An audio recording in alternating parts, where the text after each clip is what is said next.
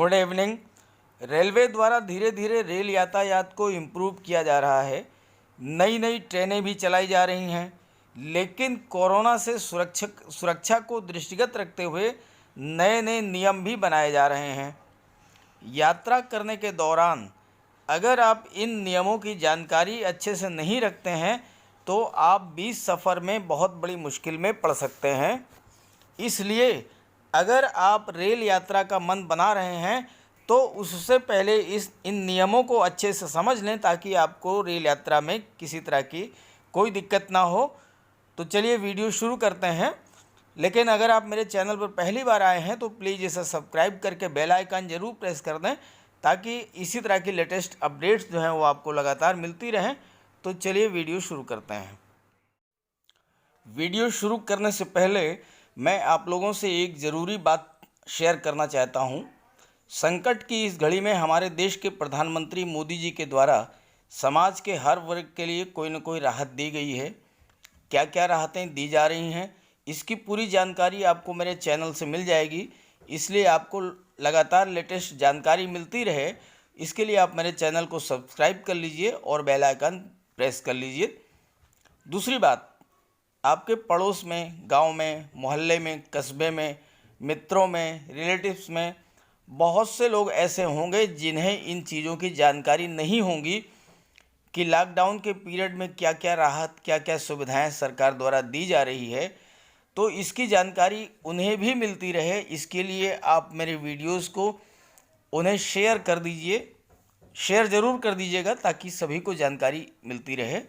और तीसरी बात, देश के किसी भी कोने में कोई भी जॉब, कोई नौकरी, रोज़गार, कोई भी सूचना आपको मेरे चैनल से मिल जाएगी। स्वरोजगार के लिए ऋण कैसे मिलेगा, इसकी जानकारी भी आपको मेरे चैनल से मिल जाएगी। उद्यमियों के लिए नए नए अवसर कहाँ हैं और देश विदेश की लेटेस्ट घटनाएं क्या हैं, इन सभी की जानकारी आपको लगातार मिलती रहेगी। तो इसके लिए आप मेरे चैनल को सब्सक्राइब करके बेल आइकन ज़रूर प्रेस कर दें, और साथ ही साथ मेरे सभी वीडियोस को देखने के बाद आप अपने सभी मित्रों को, अपने संबंधियों को, अपने जान पहचान वालों को शेयर ज़रूर कर दीजिएगा, ताकि उन्हें भी इसकी जानकारी मिल जाए। तो आइए देखते हैं कि लेटेस्ट अपडेट क्या है। तो ये है latest update, IRCTC Indian railway guidelines for 200 trains. 1 जून 200 से ट्रेन में यात्रा के नए नियम, खान पान से सामान ले जाने तक जाने न्यू रूल्स। 27 May 2020 10:51 AM। देश में भारतीय रेलवे का परिचालन 1 जून से शुरू होने वाला है। इस दौरान 200 ट्रेनें चलाई जाएंगी। इन ट्रेनों को इनके दिए गए समय के हिसाब से चलाया जाएगा, लेकिन इस बीच रेलवे की तरफ से कोरोना वायरस के मद्देनज़र रेलवे ने गाइडलाइंस भी जारी किए हैं। आज हम आपको इन्हीं गाइडलाइंस के बारे में बताने वाले हैं। हम आपको हर वो चीज़ बताएंगे जिससे आपके रेलवे का सफ़र आसान हो जाएगा, लेकिन अगर आप इन नियमों से वाकिफ़ नहीं होंगे तो आपको कहीं न कहीं दिक्कत का सामना ज़रूर करना पड़ सकता है। सबसे पहले आप जान लीजिए कि स्टेशन के लिए क्या नियम है।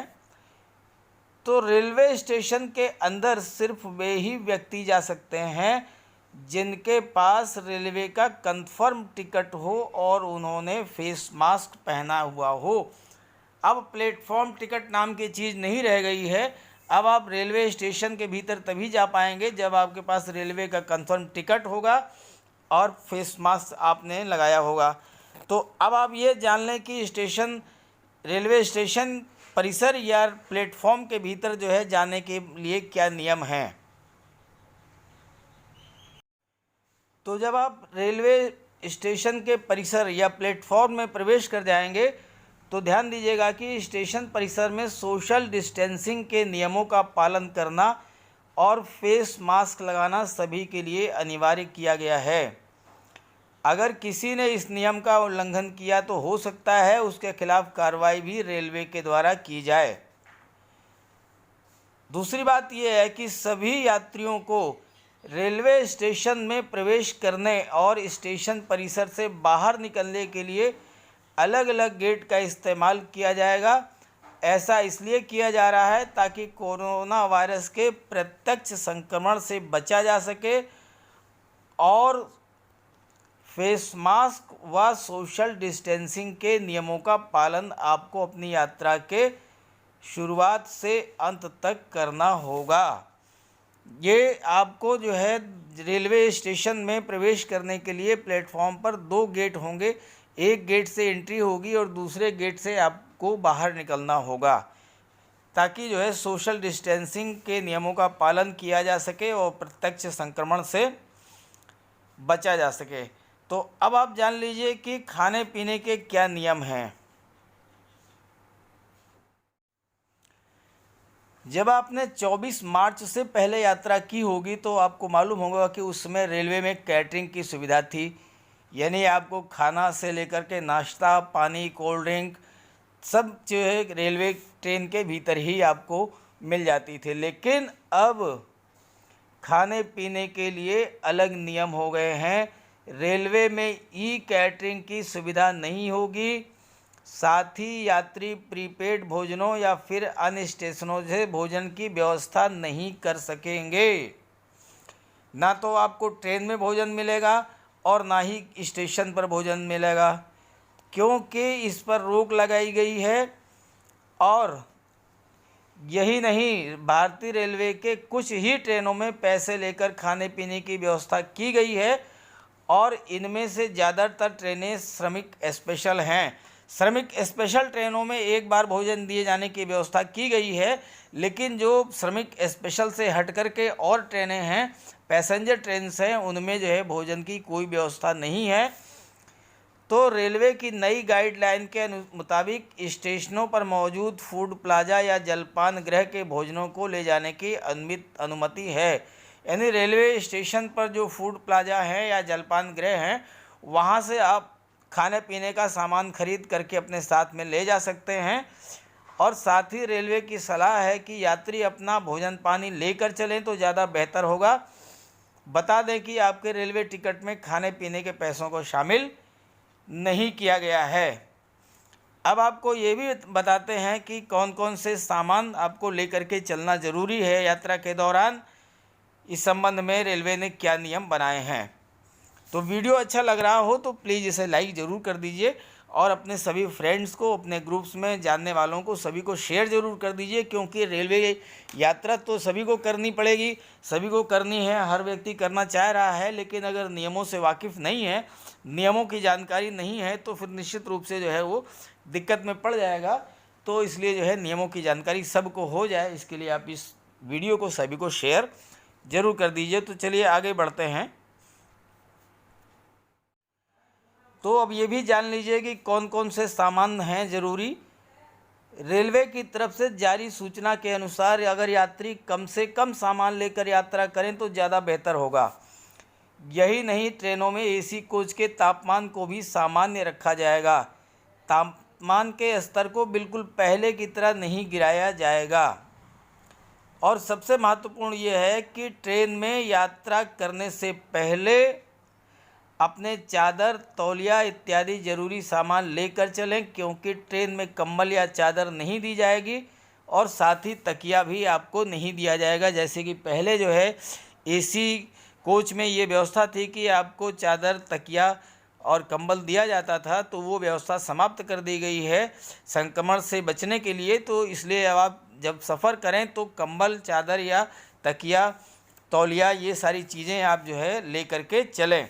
और अब एक मुख्य बात रह जाती है कि किराए में छूट किन किन व्यक्तियों को मिल सकती है, क्योंकि ऑलमोस्ट बाकी सारी चीज़ें तो कवर कर लिया, केवल किराए में छूट की बात रह गई। तो आइए बात कर लेते हैं कि किराए में छूट कितनी मिल सकती है और किन्हें किन्हें मिल सकती है। तो आइए बात कर लेते हैं किराए में छूट किसे मिलेगी। रेलवे के नए गाइडलाइन में बताया गया है कि पहले की तरह जिन लोगों को उनकी यात्राओं पर छूट दी जाती है वो दी जाती रहेगी।